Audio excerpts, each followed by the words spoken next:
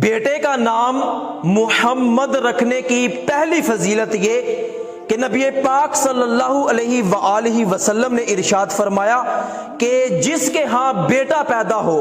اور وہ میرے نام سے برکت حاصل کرنے کے لیے اپنے بیٹے کا نام محمد رکھے تو قیامت کے دن وہ باپ اور وہ بیٹا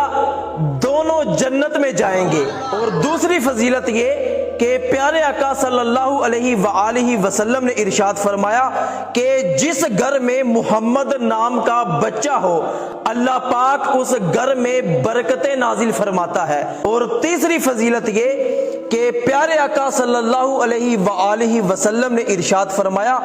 کہ جب قیامت کا دن ہوگا تو ایک آواز آئے گی کہ جس کا نام محمد ہے وہ اٹھے اور جنت میں چلا جائے، بلکہ